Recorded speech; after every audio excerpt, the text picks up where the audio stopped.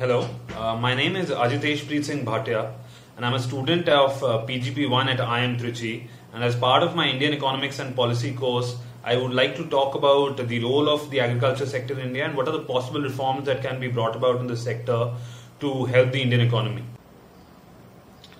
A common criticism of India's economic reforms is that they have been excessively focused on industrial and trade policy, neglecting agriculture, which provides the livelihood of 60% of the population. The reduction in agricultural growth post-liberalization is strong proof of this neglect. Based on the structural adjustment program, the government has been reducing its investment in agriculture over the years. However, the idea that trade policy changes have not helped agriculture is not entirely correct. The stimulus to the industry and the accompanying depreciation in the exchange rate has influenced prices in favor of agriculture and helped agricultural exports. But while agriculture has benefited to a certain extent from trade policy changes, it has suffered in other respects, and that too primarily, notably from the decline in public investment in areas critical for agricultural growth, such as irrigation and drainage and soil conservation, rural roads, water management systems. So there is a definite need for investment in agriculture related infrastructure and for achieving higher productivity, and this investment is only likely to come from the public sector. Indeed, the rising trend in private investment could easily be dampened if public investment in these critical areas is not increased. The main reason why public investment in rural infrastructure has declined is the deterioration in the fiscal position of state governments and the fact that agriculture cannot provide a very high ROI. So what are the reforms? Reforms which are required? Diversification of rural economy should be one. Our rural economy is excessively dependent on agriculture for its livelihood. In fact, more than 65% of the total rural population is engaged in some form or the other with agriculture. So this results in underemployment and low per capita returns. Unfortunately, diversification of the rural economy towards non-farm activities has been extremely slow due to low education and skill levels, especially among the rural women. So what we need is a dedicated policy to create alternative avenues of employment and work in rural areas. This calls for major scale development programs in rural areas which can push a section of the population towards non-farm activities and reduce overcrowding of the agriculture sector. The alternative income avenues to create jobs outside agriculture in rural areas include a policy push to develop the retail sector, to improve education, to boost rural entrepreneurship, to develop tourism, cottage and handicraft industries. Horticulture, fisheries can also create employment opportunities for these rural populace.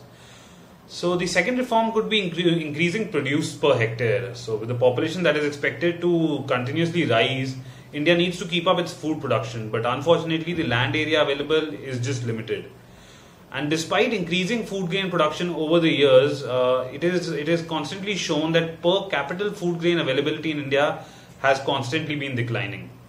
So this brings us to the all-important question of the need to increase productivity of agriculture and yields per hectare. India's crop yield per hectare remains much lower than the global average. With around 2.5 tons of rice production per hectare, India ranks much lower than even other BRICS nations in terms of productivity. So the major reasons for India's low agricultural productivity are lack of availability of high yield varieties, water shortage resulting in less than sufficient irrigation, absence of R&D to improve yields, and low per hectare usage of agrochemicals. So addressing these factors is a major task at hand if we have to keep agriculture sustainable in the long run. The third reform could be greater penetration of crop protection measures. There's a massive lack of awareness among farmers about crop protection measures.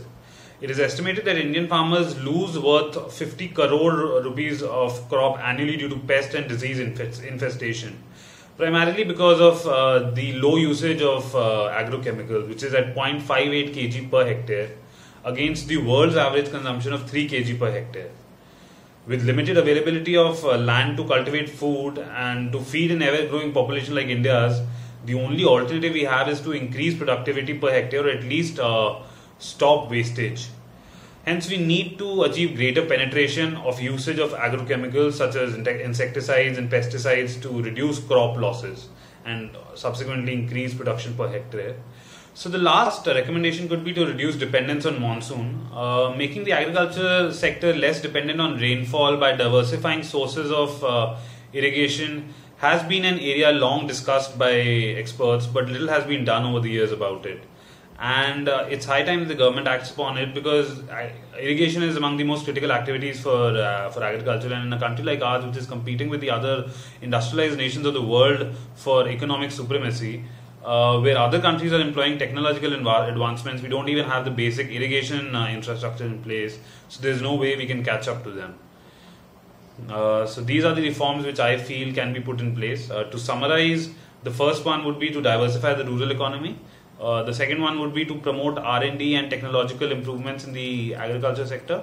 The third would be to promote the usage of agrochemicals, and lastly, to reduce India's dependence on the monsoon for its agriculture. That's all. Thank you. Thank you for listening.